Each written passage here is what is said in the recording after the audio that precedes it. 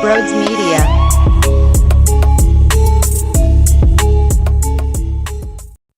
What is going on, everybody? Welcome on into Sports Talk with Broads. The Phillies hit us with a little bit of the Sunday Scaries. 5-0. They get beat pretty good. No offense. I didn't love what I saw from Noah Syndergaard. I saw too many triples. JT Realmuto behind the plate, though. Are you serious with his ability to throw out runners at a 40% clip when the rest of Major League Baseball is sitting around 24? What a ridiculous effort from him. That pop time is special. Wow, wow, wow. But look, no Rhys Hoskins. The lineup was a little funky. You've been on a win streak. You took 2 or 3. Let's just keep this train rolling as you hit the West Coast swing and you see the Arizona Diamondbacks. And I'm not afraid of the Arizona Diamondbacks by any means, but we do know that this team specifically was brutal to watch last year. That series late, it was heartbreaking, okay? That's when it felt like there was a knife just going through your stomach and through your core, and it was getting twisted, and you could feel your guts getting sliced inside of yourself. That's what the Arizona Diamondbacks once did to this team. So you don't have to prove to me that you're different. I already know that you are. I just want to see you act up on it. I just want to see it happen. I trust you that it will happen. I believe in you. Only time will get me to this because I expect it to occur, and I demand it to occur to see a big-time beatdown. But yeah, you know, at the end of the day, would I place a bunch of money on it? Absolutely, I would. So, no Rhys Hoskins. Alec Bohm played first base. I thought he had a really nice play there defensively, and that's something I'm always going to keep my eyes on. You had Kyle leading off, and before I saw the game play out, I was kind of intrigued. It stinks that Sosa couldn't come up large with a couple timely hits. But I was intrigued by Nick Castellanos batting second, considering he's been playing way better lately. Bohm batting third, which we know about that message sent already by Rob Thompson. But really, it was Nick being slotted into the 2. And Gene, yeah, he was batting higher up in the order, about 6, and he has been in that 8th spot. But I love the fact that I could be in a situation where Gene's batting 8th. Imagine being a pitcher and you have a dude who can hit 280 to 300 and he's 8th. Really, when it's the case when it's everybody healthy, the only time you might have a reasonable out and a little bit of a deep breath if you're an opposing pitcher is 9. And then with the blink of an eye, bang, here's Kyle Schwarber. We're going right back at it. Rhys Hoskins, Bohm, Bryce. And Bryce Harper watches in full effect. Getting some singles to the right side there in between first and second base as of late. Keep it going. The Pirates are afraid of him, just putting him on base. Hey, I don't want anything to do with you. I don't even want to see your presence there. Get away from me. He looks good, though. I mean, for what it's worth, he looks good. I'm sure that power will be here. You know? Just getting the flow of things back. Knocking in some big runs throughout the series. So before you know it, we'll see towering shots. I guarantee it. Noah Syndergaard. He went 5 2/3, 9 hits, 5 earned runs. Here's what stings, okay? He's allowed 37 hits in 30 2/3 innings, and this is courtesy of Bob Wankel of Crossing Broad. Okay, 37 hits in 30 2/3 against the Nationals. Bad baseball team. The Marlins. Bad baseball team. The Reds twice, one of the worst baseball teams I've ever seen in my entire life. And now the Pittsburgh Pirates. A little bit of positive, more swing and miss stuff tonight compared to, what we've seen as of late in some outings. He did get 11 swing and misses through 5 innings pitched. I just don't know what we're getting each time. The wins doesn't tell the full story. I can't just personally look at the record and think that that's telling me everything. There have been games where it started out slow and then he got better as it went on. I keep going back to him dodging the Mets, which I think deep down he truly did. So I don't know. But. Every time I think about where we are with Noah Syndergaard, I go right back to the same story. Dave Dombrowski's job at the deadline. When it came to starting pitching, after you see him upgrade at center field with a long-term choice in their eyes, it seems, in Marsh, David Robertson, which pretty much shocked the world, shocked all Phillies fans. I didn't expect it to be that guy, but I'm pleasantly surprised. And when you saw Noah Syndergaard, it was just more about getting a guy that can eat you innings. Now, weirdly enough, you're still looking at Sanchez and Falter, and maybe that's just a correlation with how poor your schedule is, and they feel that they can get away with some things, and quite frankly, they have, and Falter and Christopher Sanchez have done fine, but it was less about some huge, major impact at starting pitching and getting a professional who can get you to the finish line. I don't think Dave Dombrowski had in mind landing someone that was going to be in a top 3 of your rotation when you have a healthy Wheeler, let's hope, with Aaron Nola, and 3's up in the air. But I don't think they were expecting to get someone who was going to rip into that 3 spot.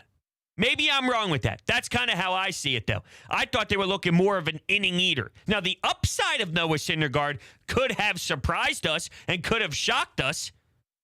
But when you use the sample size of what has become with this new version of Noah Syndergaard, probably wasn't an amazing percentage due to the velocity dip of his prime. But yeah, look, it's not his fault they lost today. I thought he lost his stuff a little bit.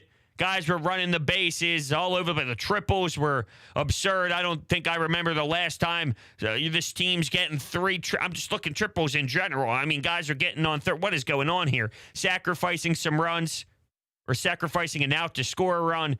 They climb up. Phillies offense was dead. I don't know many teams that win when they score 0 runs through 9 innings, right? So the whole blame game doesn't go on him.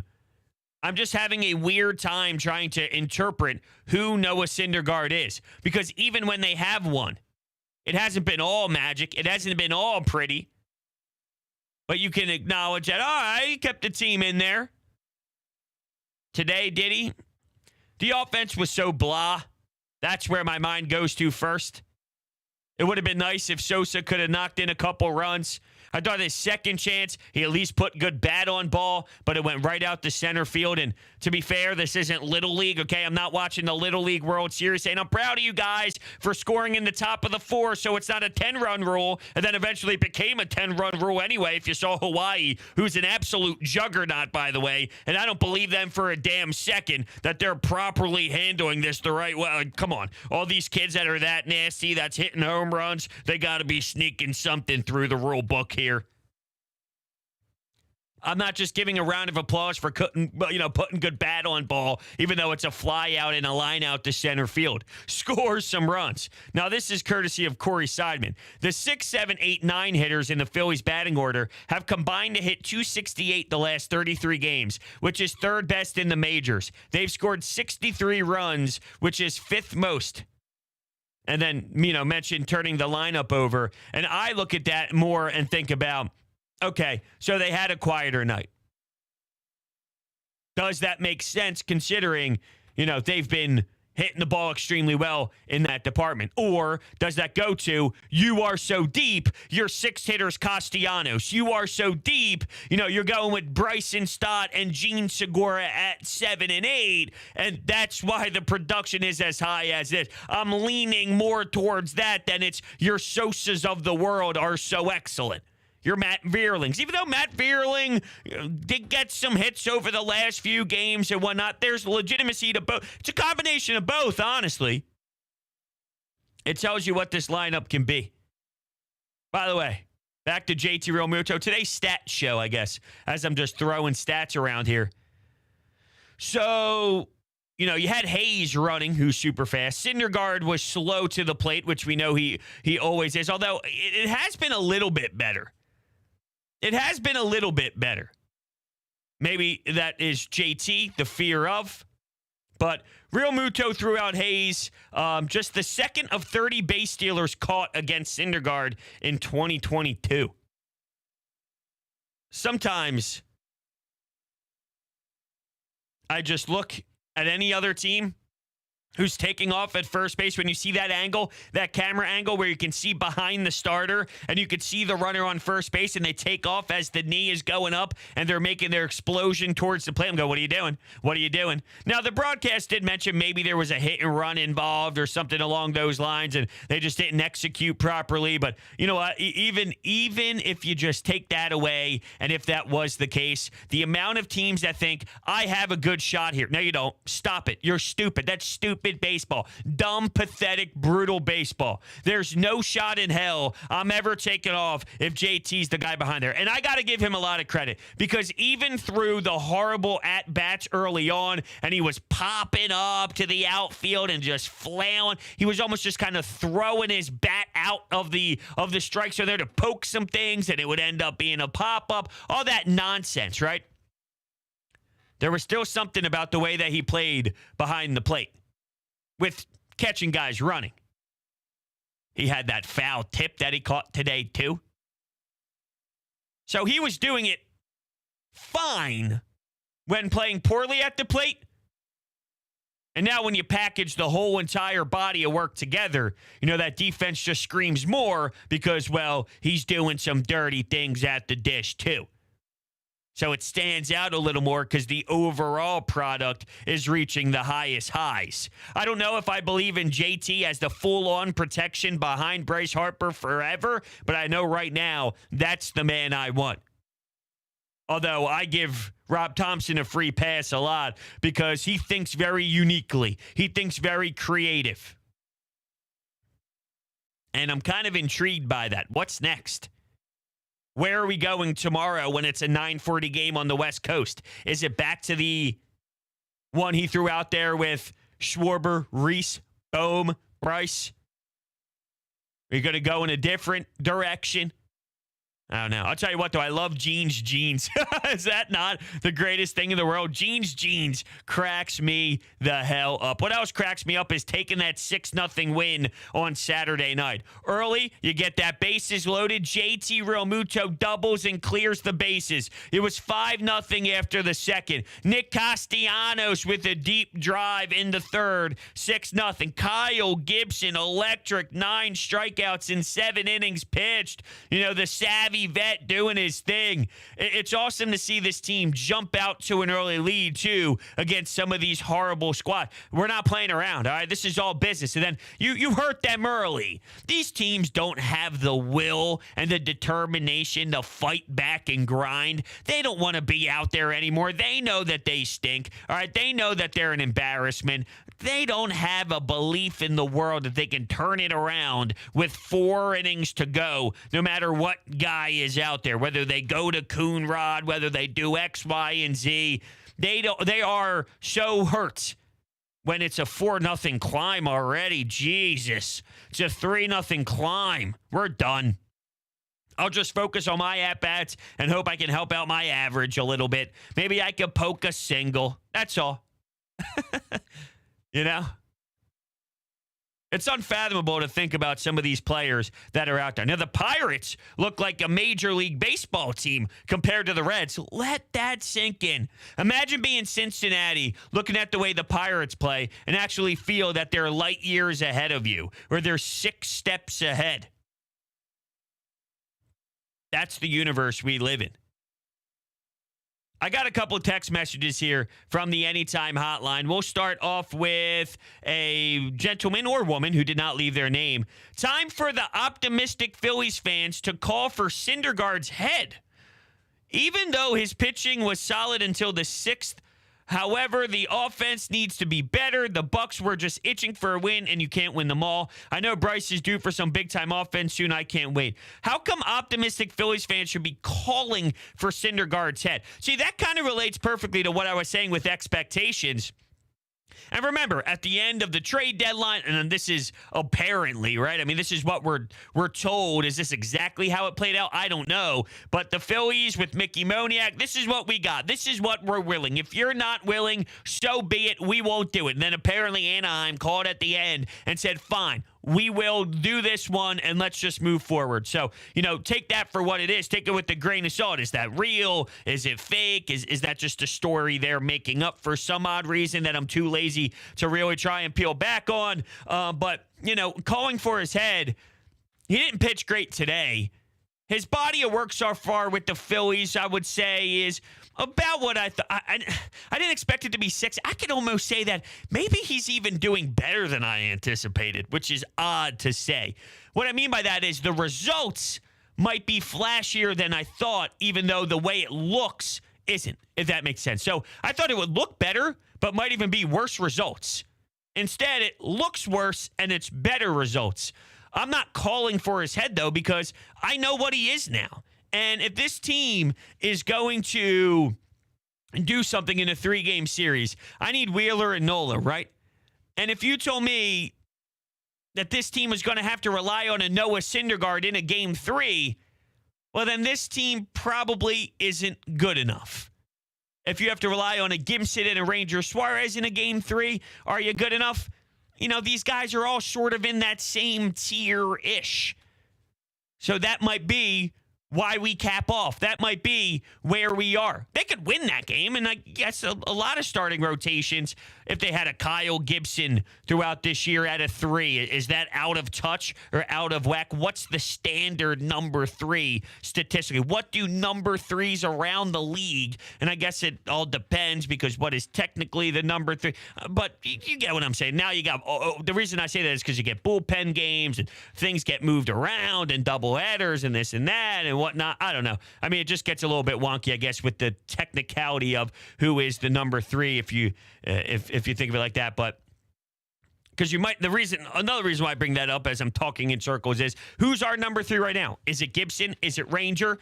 What would qualify as that number 3 when looking at stats to find the average throughout Major League Baseball on what that position in their starting rotation gives you? But anyway, as I kind of got sidetracked through that all, I'm not going for his head.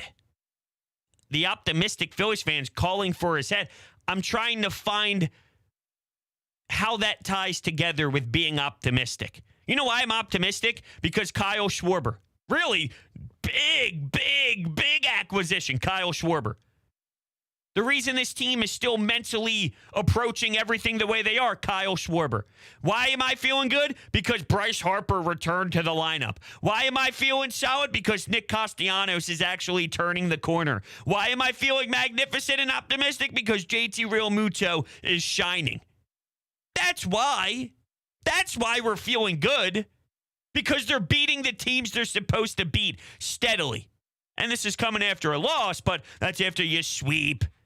And they're sweeping 4-game series more than they have altogether this year in a long, long time. So I don't know. I don't feel the jab. I don't feel the need to throw the right hook towards Noah Syndergaard in totality. Today, though, yeah, but I'm not calling for anybody. Another text message about Noah Syndergaard. How would you grade Noah Syndergaard, bros? Can we blame Dave Dombrowski for an aggressive yet lackadaisical move? Am I missing something here? Am I losing my mind? Am I the one that's going crazy? I hated Noah Syndergaard today, and I don't feel solid about him in any other role than a 5th starter getting us through until September, getting us through the end of the regular season. That's what I feel his role is. And if we're in a 3-game series, and you go with either Kyle Gibson and then maybe Ranger Suarez if needed after that. Sort of like at least Ranger Suarez could come out of the pen, where Noah Syndergaard, Kyle Gibson, if you think of what these players have done in their career and in their past, because Ranger has done it before and is at least a little bit more familiar in that area emotionally and physically too, coming in the 6th inning or so, 5th inning, is a different type of beast. It's a different pace. It's a different style. So if it is Gibson with the Suarez, or maybe they just give Suarez the chance. I guess I never really anticipated it being Noah Syndergaard ever. So how would I grade him so far? I'm guess, I don't know, a C? Maybe a tick above, a C plus?